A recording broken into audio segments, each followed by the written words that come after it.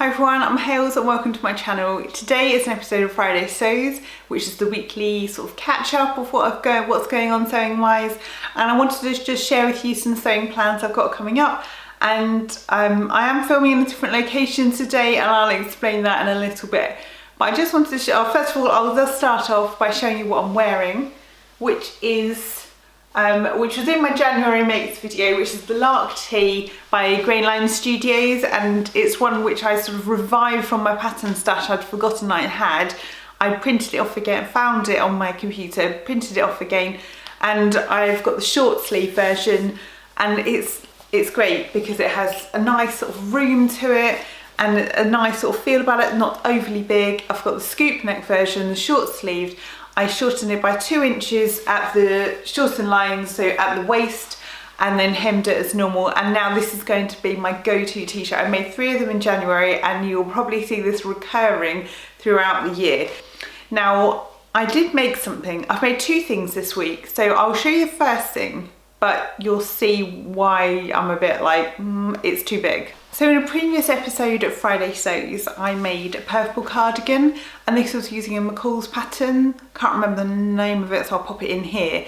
And it's one I had in my stash a couple of years now. So I really like the Marlo Sweater by True Bias, which is their latest pattern release, and I wanted to get it, but when I looked at the pattern sizing, I thought, I've obviously read this wrong, because I thought I needed 2.7 meters of fabric.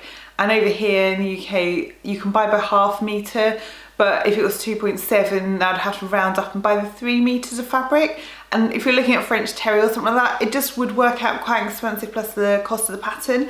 So I made a McCalls cardigan in purple out of a bit of a scratchy remnant out of my drawers. So that is in a previous episode, but the band stretched out around the bottom, and when it gets you to top stitch around it rather than put a separate band on because it has a facing. I just wasn't pleased with it. And then I bought some really nice fabric from Sew Me Sunshine. So try and get that to focus. So it's a real stretchy, cuddly, cozy cardigan fabric like you would buy like ready to wear. So I thought, right, okay, I don't want to just ruin it by trying to do that McCalls and it goes wrong again. So I re-looked at the True Bias pattern, and then I think I realised that I'd been looking at yards rather than meters, so I only actually needed 2 meters of fabric. So I downloaded the pattern and it was loads of pages, it was like 58 pages. So I sat on I'm in my living room at the minute, I sat on the floor and I glued them all together. I also covered the floor in glue. It's laminate floor, so I just mopped it up and it was fine. But there was a lot of pages to stitch together, and then now I've made it, I've realised that I made the wrong size. It's fine for like, it's really snuggly and it'll work as an oversized cardigan, and it's supposed to be an oversized cardigan, but I didn't realise until I went back and reread something in the instructions which said go by your bust measurement, whereas I'd gone by my hip measurement. So I'd gone it with an ease of like 47 inches around the hips, so it wouldn't be too tight on me, but then it's basically the same on the top. So I haven't added the buttons to it, but this, it's I don't know, I'm getting the full proportion of it. So I made view B, which is the long one, and it's massive. I mean, it's quite long on the sleeve, but I mean, just all that I feel, and also I feel like because I've made it too big, it's kind of slipping off my shoulders.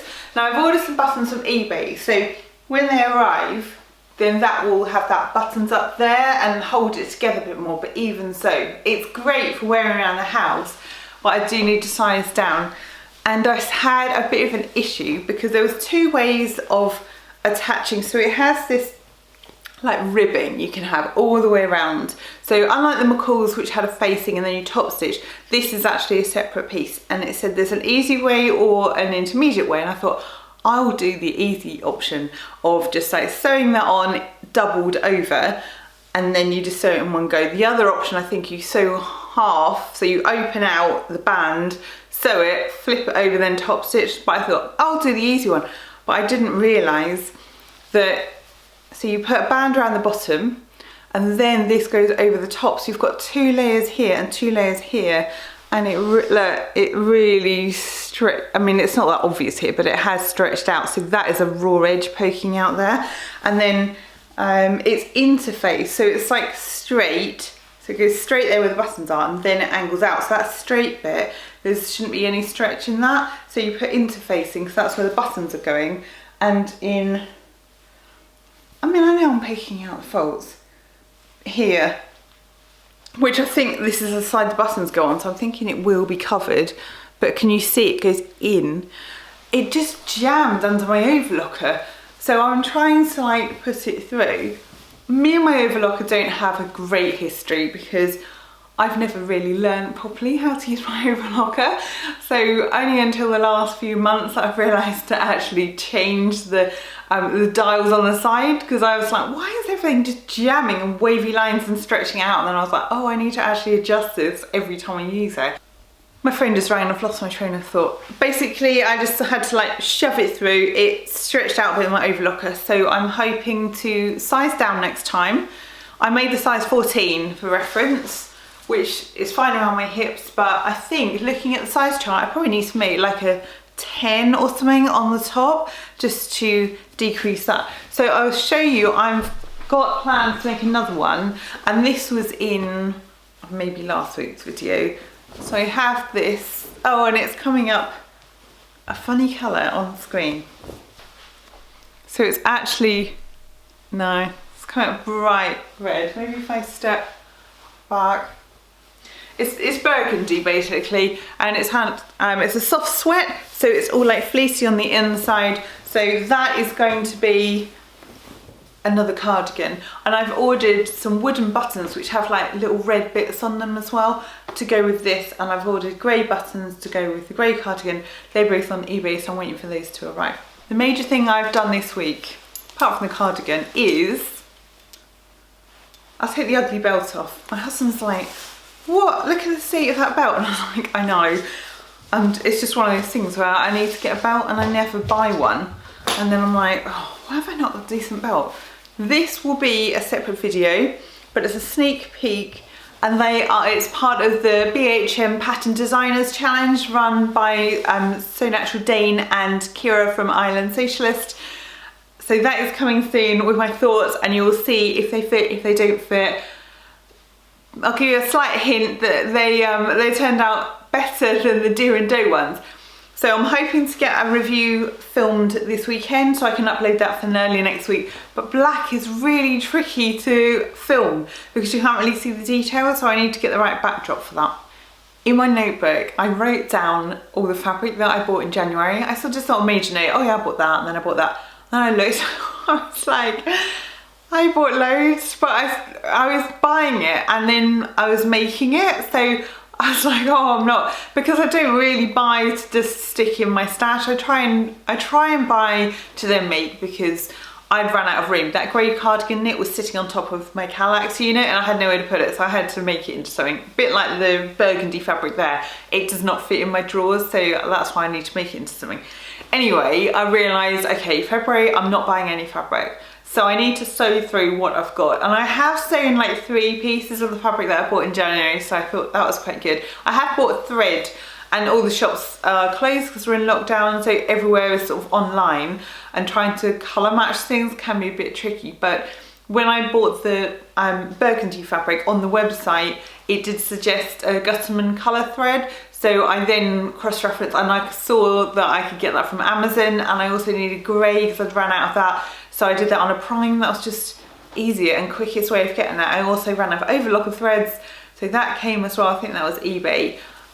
But we've been completely iced up where we are. So we've had loads of like complete snows come out of literally, well, it hasn't come out of nowhere, it's come out of the sky.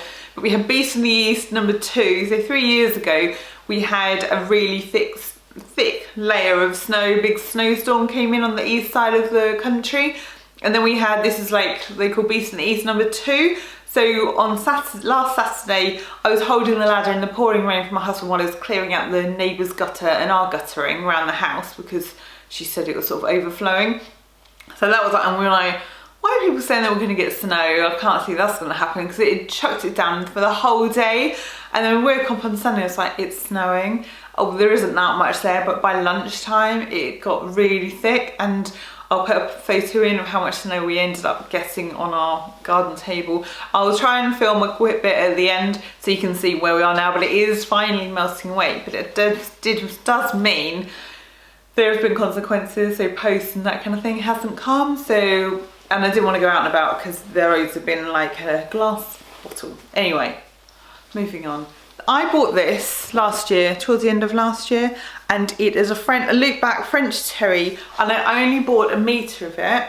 Again, beyond the pink door, not sponsored, but just really like her fabrics because they're really good quality.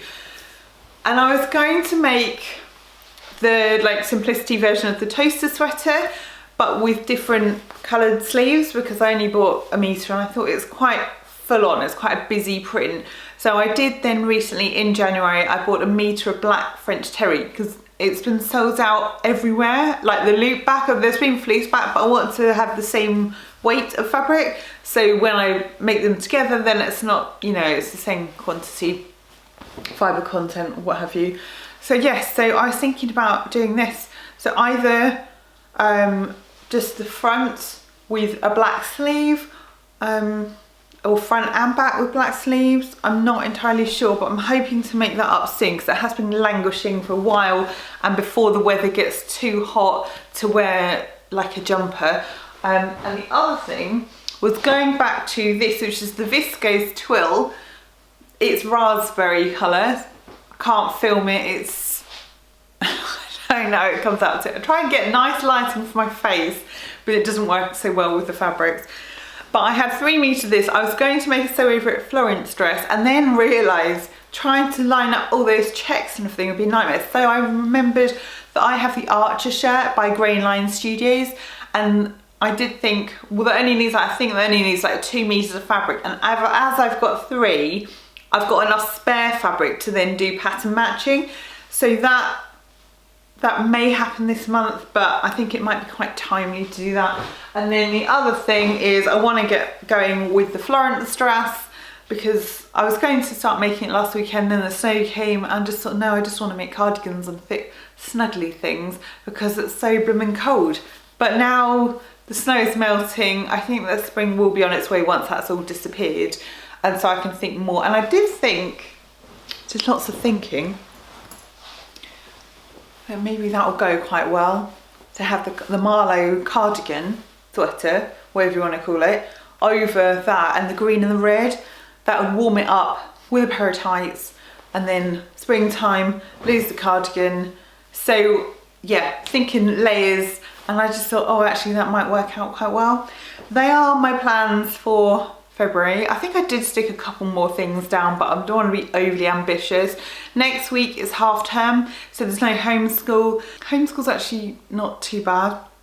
My kids are 10 and 12, so the high school stuff, no chance, I can't help with that. So my son's on his own, but because they have live lessons with the teachers, he just sort of gets on with it. My role as mum is to kind of keep him on track, to make sure he hasn't wandered off, or he's skiving off on another website, and I can't see because he's got like the computer back to me, and so I think that he's on the website and he's skiving off, not on the school. I'm listening with his headphones, but he's on doing something else. So trying to keep him on track, that's just the biggest challenge.